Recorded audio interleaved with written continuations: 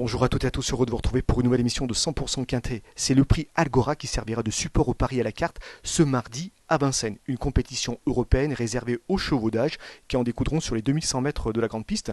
Ils sont 16 au départ, les 9 premiers s'élanceront de la première ligne et les 7 autres de la seconde. Vous allez voir, c'est des compétiteurs que vous connaissez relativement bien, mais n'hésitez pas à élargir vos jeux pour les 4-5e places parce qu'on n'est pas à l'abri d'une surprise. Allez, on va entrer dans le vif du sujet en brossant le tableau des partants.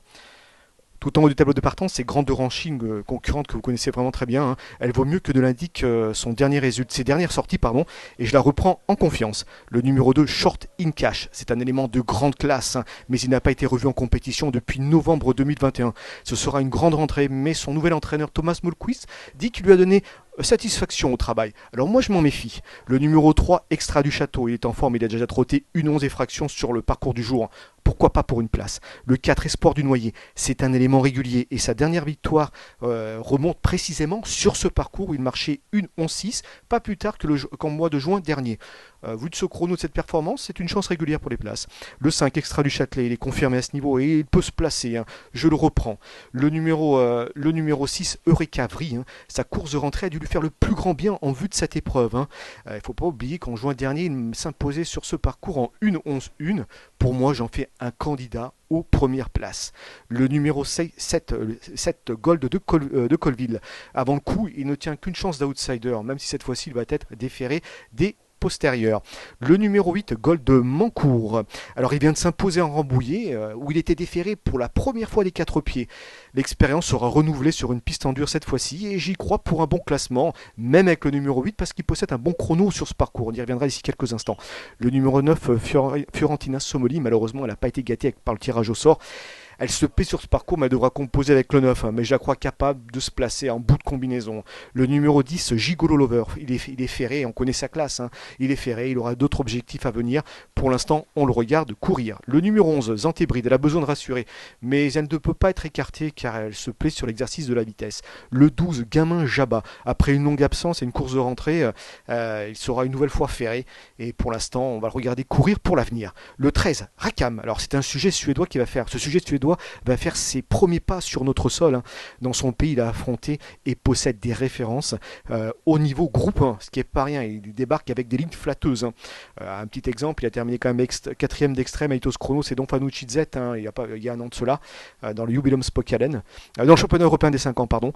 Donc attention à lui, et moi j'en fais même le concurrent à battre. Le numéro 14, Fillon du Pomereau, il est régulier et il se plaît sur ce type de parcours. Il possède même un bon chrono sur ce parcours. Il a déjà trotté sous la barre des 11. Et voilà, en se faisant ramener, il peut se placer. Le numéro 15, J. Alors, après une longue absence, elle a du mal à retrouver la bonne carburation. Et moi, pour l'instant, j'attends qu'elle me rassure avant de la retenir. Et le numéro 16, Armora, ça il reste sur 3 disqualifications, ce qui n'impose pas à la confiance. Mais attention, c'est un élément de qualité. Il possède des références face à des meilleurs concurrents. Et moi, je crois capable de se réhabiliter. Allez, il est temps maintenant de faire le papier.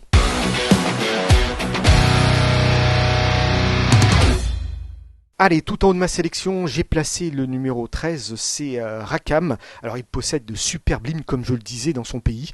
Ce n'est pas le meilleur suédois, mais il a déjà bien fait face aux meilleurs. L'an passé, il s'est classé, comme je le disais, 4ème d'extrême, Aitos Chrono, c'est Don Fanucci Z, dans le même chrono de Don Fanucci Z, dans le championnat européen des 5 ans. Vous prenez ces 3 concurrents que je viens d'indiquer, vous les mettez dans cette course-là, il possède une première chance.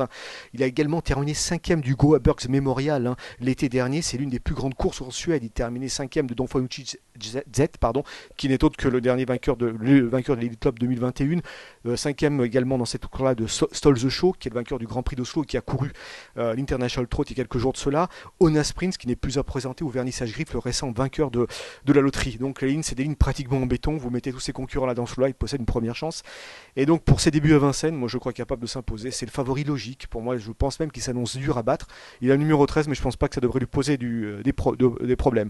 Et dernièrement, il s'est classé quand même 2ème de Oscar L.A. Oscar L.A. qui est autre que le dauphin de Earl Simon dans le Kimi Grand Prix au printemps. Donc ce qui est pas rien. Donc les lignes sont vraiment flatteuses et je crois capable de frapper un grand coup d'emblée. Alors pour peut-être lui donner la réplique, je pense au numéro 1, Grande de Ranchy, qui n'est plus à présenter. Elle vaut mieux que ne l'indique ses dernières sorties, hein, et son entraîneur a déclaré dans nos colonnes qu'elle n'a pas forcément été chanceuse les dernières fois. Et c'est pour cette raison que moi je la reprends. Et je le cite même, je cite Manu Rabarin qui a déclaré dans nos colonnes qu'elle détient une première chance, hein. Elle a le numéro 1, elle va être confiée à Eric Raffin, et je la crois capable de pouvoir pleinement se réhabiliter et terminer sur le podium. Alors peut-être pas pour la gagne, parce que c'est vrai que Rakam, je le vois vraiment, je dis pas imbattable, mais vraiment une première chance. Mais derrière, franchement, je la crois capable de jouer un bon rôle. Elle a déjà trotté sur le parcours une 11 fractions, ce qui l'autorise bien sûr une belle chance, hein, qui lui confère une belle chance. Il ne faut pas oublier que l'an passé, pratiquement à pareille époque, elle terminait deuxième de Glamour Queen, qui n'est pas la première venue, et elle a battu lors de sa sortie suivante Glamour Queen, qui se classait troisième. Elle a triomphé devant Glamour Queen, donc ce qui est pas rien quand même. Les lignes sont plutôt bonnes, et moi j'y crois. Alors certes, c'était sur plus long, mais quand même, c'est une jument complète, et je la crois capable dans ce lot-là de jouer un rôle actif à l'arrivée, et je la reprends en confiance. J'ai placé en troisième position Eureka Vry, hein. Alors après plus de 3 mois d'absence, il vient d'effectuer une rentrée. Je pense que cette rentrée va lui faire le plus grand bien en vue de cette course-là. Et d'ailleurs, j'ai une course référence à vous proposer. C'était lors de sa victoire sur ce parcours, c'était au mois de juin dernier. Il avait pris la tête, comme vous pouvez le voir sur ces images. Il avait repoussé l'attaque de Fidel Royal assez sûrement. Puis avant que son rival ne se mette fautif, ne se montre fautif dans la ligne droite, il avait gagné vraiment facilement ce jour-là. Et il répète une performance de ce calibre-là. Il est capable de pouvoir s'imposer, hein. Dans cette même course, il y avait Extra du Château qui terminait deuxième après l'avoir pisté. Bon, il ne pouvait rien faire contre l'intouchable lauréat, mais quand même, la ligne est plutôt intéressante. Il y avait également Espoir du Noyer, malheureusement, qui se montrait fautif à l'entrée de la ligne droite, hein, alors qu'il essayait de se rapprocher de l'arrière-garde. Alors, pour en revenir justement à Eureka Vry, moi j'y crois beaucoup, et je crois capable de pouvoir se réhabiliter, d'autant qu'il va être cette fois-ci, ce qui n'a pas été le cas pour sa rentrée, déférer des postérieurs et plaquer des antérieurs, comme lors du succès lors de la course référence. En quatrième position, j'ai placé dans mon pronostic le numéro 16, c'est Armouras, que vous connaissez bien, Armouras, hein, qui malheureusement reste sur 3 disqualifications, mais c'est un élément qui ne répète pas toujours ses valeurs, mais c'est un élément quand même de très grande classe, hein. Je vous invite vraiment à le reprendre. Il ne faut pas oublier que l'hiver dernier, il s'est classé deuxième de l'Oese Kappa sur ce parcours-là, en trottant 1,18, hein. C'est quand même pas rien. L'Oese Kappa, il deviendrait bien sûr une première chance dans ce lot-là. Et il a terminé également deuxième de Glamour Queen au printemps sur ce parcours. Il était obligé de se rapprocher de la seconde ligne en seconde épaisseur, et il avait fait bonne contenance jusqu'au bout.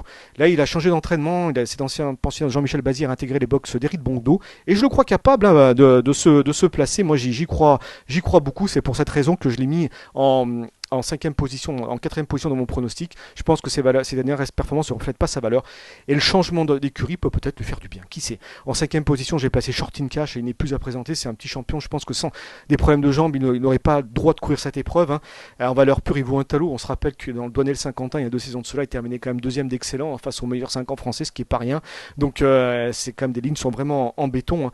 Et moi j'y crois. Alors pas pour la gagne, mais j'ai envie de tenter quelque chose. Voilà, c'est un cheval de classe, et pourquoi pas pour une 5e place. Voilà. Bon, si il y avait peut-être 2-3 courses dans les jambes, bah oui, j'aurais mis peut-être en tête ou dans les 3 premiers, mais là, pourquoi pas venir grappiller une 5e place dans ce lot-là. En 6e position de mon pronostic, j'ai placé le numéro 8, Gold de Mancourt. D'ailleurs, on a un petit chiffre à vous proposer concernant Gold de Mancourt. C'est le plus rapide du lot sur ce parcours. Il a déjà trotté 1,10,6, ce qui n'est pas rien, hein, face à une belle opposition.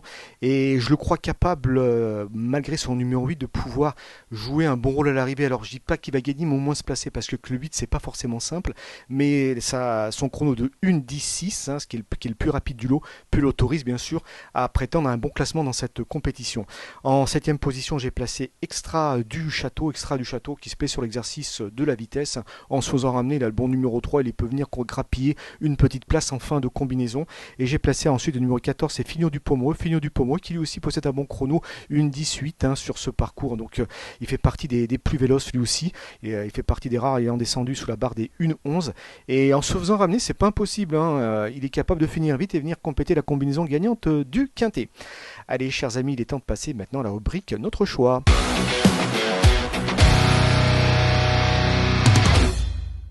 Alors tout en haut de ma sélection, j'ai placé le 13 Rakam, suivi de l'As Grande de Ranchy, suivi du 6 Eureka Vry, suivi du 16 Armouras et du 2 Short in Cash.